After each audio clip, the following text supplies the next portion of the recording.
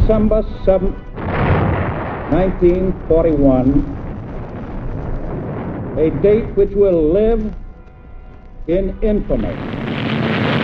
It was a global conflict, unrivaled in scope and brutality. Almost died over there. It's sickening to be part of it, because we were part of it. 6 years of hard training and actual battle experience in Spain and Poland had made the German army look invincible.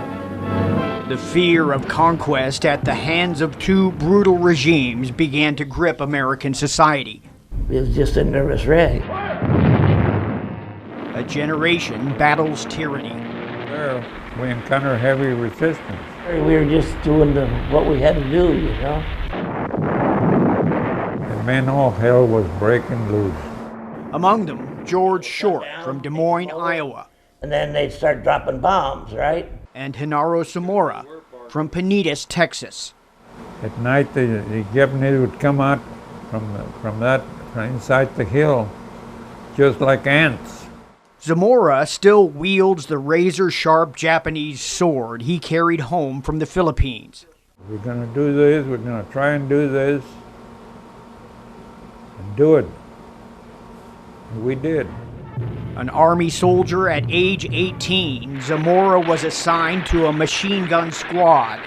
The only thing was we had to follow orders. I made the invasion of Okinawa.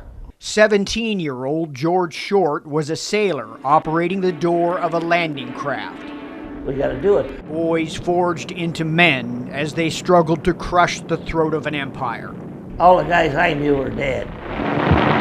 Stick to your prayers, day and night. Short, who now lives in Far, is still haunted by the death dive of the kamikaze.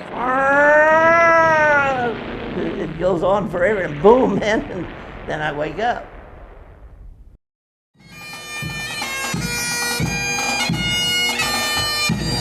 Now, both men, joined by 8 other Valley World War II veterans, a formal send-off from the Harlingen Airport.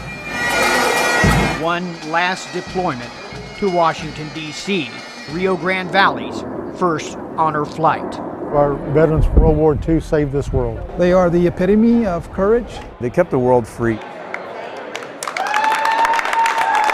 A hero's welcome at the Washington, D.C. airport.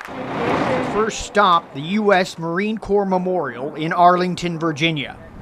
The iconic statue of fighters raising the American flag. A brief moment for Iwo Jima survivors Joe Kite of Harlingen and Robert Bladorn of Brownsville.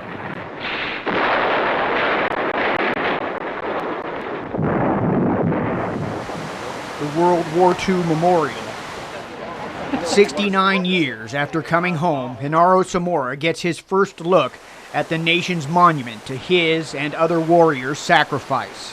The Japanese were firing small fire. You could hear the ricochet of them hitting the barges. Them seeing it for the first time is something. Each one has its own story. Each expression has its own story.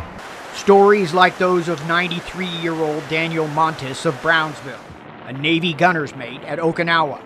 My buddies, when they were shooting the plane, the buddies fell and would die, and that was a terrible experience. To me, those are my heroes because they were protecting ourselves, and they didn't come back, and I'm thank God that I'm here.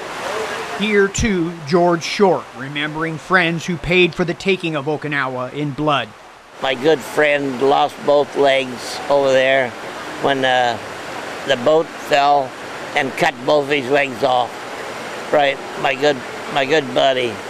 And I said that made me feel bad, but the rest of it's all behind me now, and I still think about it every night, but I feel better to come and see the memorial, World War II memorial. Forward, march! The tomb of the unknown soldier. A changing of the guard.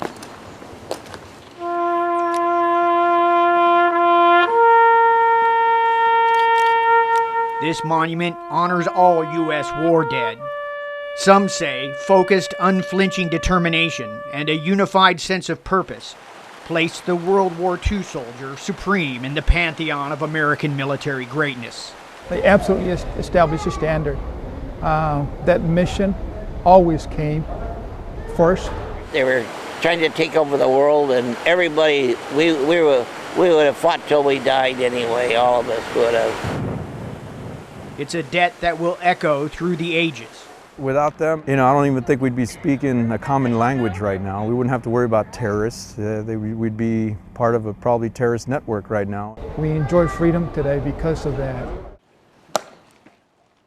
For these veterans, now in their 80s and 90s, a once-in-a-lifetime journey. A welcome home. A final salute.